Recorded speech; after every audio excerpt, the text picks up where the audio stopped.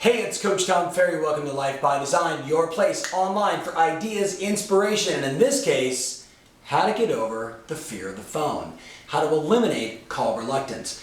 This is going to be a two-part video series, one for today, one for Monday. So here's my question for you. Have you ever been afraid to pick up the phone? Have you ever had that fear? You know, you think like, oh my goodness, what if I call them? What if I call this prospect? What if they say no? What am I going to do? Or worse, like I'm looking through the numbers of all of my personal coaching clients and everybody's having phenomenal success this year. And yet when I look at the average number of contacts made to their past clients in Sphere, or their average number of new contacts made on a weekly basis, most of them, the numbers are really small and yet their results are really high. Could you imagine if they made more?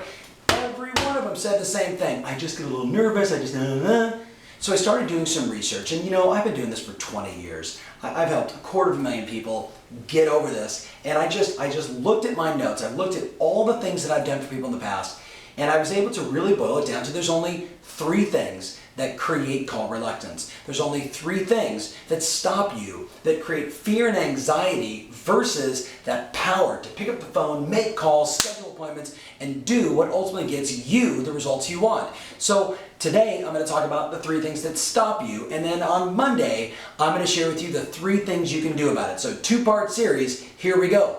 Let's look at what are the 3 things, what stops you, and do any of these really relate to you? Number 1 is we don't know what to say. So why am I fearful? Why am I afraid? Why do I feel anxious? Why do I get anxiety when I just look at the telephone? If I'm thinking about calling a past client, thinking about calling someone in my sphere, thinking about calling an expired listing or any kind of prospect, whoever it may be, I know I want to help them. But if I don't know what to say, we all remember the old study that was done back in the 70s that talked about communication. Communication broken down into a pie chart looked like this. 7% of your total communication are the words you use, 38% of the tone or how those words sound, and 55% is the way you move your body. Well, if you don't know what to say, if you don't have a dialogue, if you're not prepared to ask certain questions, you're not organized and ready to go, first of all, you're going to be focusing on 7% of your total communication, what to say, which makes you 93% ineffective. So yeah, you know what, I'd be afraid too if I thought I was 93% ineffective. But here's the deal. Number 1 is you don't know what to say. So, we're going to talk about next week, what do you have to do? But be honest. Does your fear and your anxiety about picking up the phone stem from, I don't know what to say, therefore I'm fear of rejection, fear of loss, fear of screwing up, fear of looking bad? Do any of those things resonate for you? The second thing that really stops people is a negative association. Something happened, maybe to you, maybe not, in the past, in relationship to prospecting, profit seeking, whatever you choose to call it, marketing over the telephone. Someone told you when you pick up that phone and you call certain prospects, it's bad, it's ugly, you're going to get hurt. It's kind of like the old story of kids that say, I got bit by a dog and therefore all dogs bite.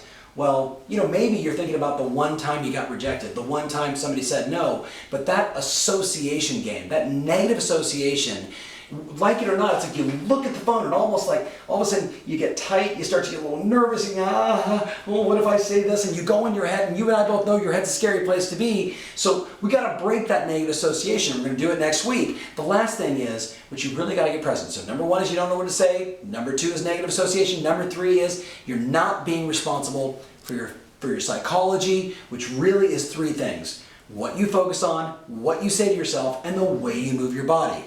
You and I both know sales is a transference of energy.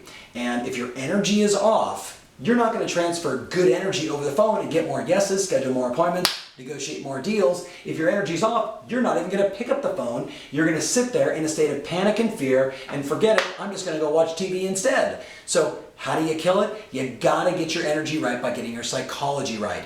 What you focus on, what you say to yourself, and the way you move your body. Now, if this message resonates for you, if you've ever found yourself in a place where, picking up the phone just made you nervous, you're going to love the next message. So think about it right now. Of those 3, honestly, what's stopping you from having the kind of phone skills and phone power you know you can have, the kind of skills that will produce the results that you want for the second half of this year? Think about it, write it down, and get ready for next week's video. Remember always, your strategy matters, and more than ever, your passion rules.